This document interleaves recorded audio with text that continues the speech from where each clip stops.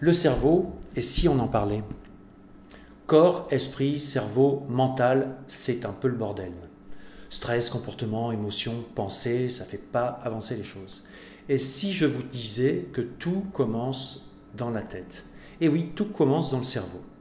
Pour mettre un peu d'ordre là-dedans, je vous propose une astuce. Dites-vous que le corps, c'est l'outil du cerveau. Ça simplifie tout. Le corps, c'est l'outil du cerveau. Le cerveau, lui, il crée, il conçoit. Et le corps, lui, il fait. Alors parlons outillage tout d'abord, du corps donc. Un outil, ça sert à faire. Un outil, ça a besoin d'énergie pour fonctionner. Un outil, ça s'entretient. Et un outil, ça a ses limites. Retenons bien ça. Le cerveau maintenant, il gère et il crée. Le cerveau, il gère. Il contrôle tout ce qui nous maintient en vie. Il gère l'approvisionnement, il gère le stockage des nutriments, la production d'énergie pour les muscles. Bref, c'est lui qui contrôle la machine et tous ses organes, sans qu'on s'en rende compte, grâce au système neurovégétatif. Le cerveau doit aussi faire les bons choix pour notre survie. Pour cela, notre cerveau gère un système qui nous alarme, qui nous guide, qui donne une couleur à nos expériences en les classant en bon pour nous ou pas bon pour nous, avec évidemment une multitude de nuances. Il crée des émotions. Bon, ça ne fonctionne pas toujours aussi bien qu'on le voudrait, et parfois la casserole déborde, mais ça, c'est une autre histoire. Le cerveau, c'est aussi une machine à créer. C'est son atout le plus visible. Un foie fera son travail de foie toute sa vie. Le cerveau, lui, évolue sans cesse. Il intègre toutes les informations venant de l'extérieur et de l'intérieur, les compare aux informations en stock. Il en ressort un comportement toujours différent de l'instant d'avant. C'est la course folle en avant de la vie. Et on la subit peut-être, à notre cerveau. Partager les rôles du cerveau en 3 parties, c'est pratique, mais c'est terriblement trop simple. Et la compréhension de la vie ne peut se satisfaire d'aussi peu. Parce qu'en fait, la gestion des systèmes autonomes, la gestion de la vie de relation et la création, ces 3 compartiments n'en font qu'un. Il n'y a pas de séparation, pas de limite, tout est relié.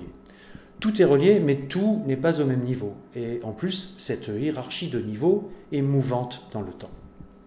Effectivement, on ne fera pas les mêmes choix le ventre plein que le ventre vide. On ne prendra pas les mêmes décisions dans un monde que l'on juge idyllique ou hostile. On ne se comportera pas de la même façon suivant qu'on ait une digestion fluide ou chaotique. On ne réagira pas pareil si on est vigilant ou confiant envers les autres. Je m'arrête là, sinon on va y passer la nuit. Revenons à nos moutons. Le cerveau. Il faut le voir comme un organe qui gère de l'information en permanence pour nous permettre de vivre et de créer. Le cerveau, c'est 160 milliards de neurones. Chacun de ces neurones possède entre 100 et 1000 connexions qui les relient à ses voisins. C'est inimaginable, c'est entre 10 puissance 9 et 10 puissance 11 connexions. Les neurones s'associent en faisceaux pour traiter une fonction. Ces faisceaux se développent ou se réduisent en fonction des situations, des messages provenant de l'intérieur et de l'extérieur et des besoins de la situation. Objectif, survivre, vivre, se reproduire, créer pour faire mieux encore et toujours. Pour ce faire, à chaque seconde, des millions de connexions se font et se défont. On parle de plasticité. C'est une adaptation permanente. Le cerveau, c'est aussi plusieurs niveaux, de la cave au grenier, comme dirait subtilement le neurologue Jean-Didier Vincent. Du traitement des émotions les plus profondes et inavouées, jusqu'à la réflexion sur la variation du temps et de l'espace en fonction des variations du champ de gravité, comme dirait Einstein. Bien sûr, on pourrait parler de la dopamine, de la sérotonine, du rôle du lobe frontal, de l'hypophyse, de l'hypothalamus et des hormones, du diencéphale, mais ce serait pour un format beaucoup plus long.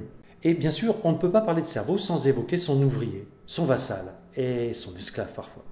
J'ai nommé le corps. Le corps, outil du cerveau donc, se plie à la volonté de ce cerveau. Il se plie jusqu'à ce que, parfois, ses limites soient atteintes. Et oui, l'esprit n'a pas de limite. Enfin, en apparence, mais ça c'est une autre histoire. Le corps, lui, en a une. Il a une limite mécanique. Et il arrive qu'il craque le corps. Il craque parce que son patron lui en demande trop, trop vite, trop longtemps, et que ça dépasse ses limites. Et quand le corps craque, il le manifeste par de la douleur, de la fatigue, de l'usure, du mal-être, et parfois ça va jusqu'à la maladie. Alors, on va voir son médecin, son ostéopathe, son acupuncteur, son sorcier, enfin on va voir qui on veut pour demander de l'aide. Et là, pour se faire aider, on comprend qu'il est important de trouver quelqu'un qui aura compris et intégré tout ce qu'on vient de dire dans sa pratique.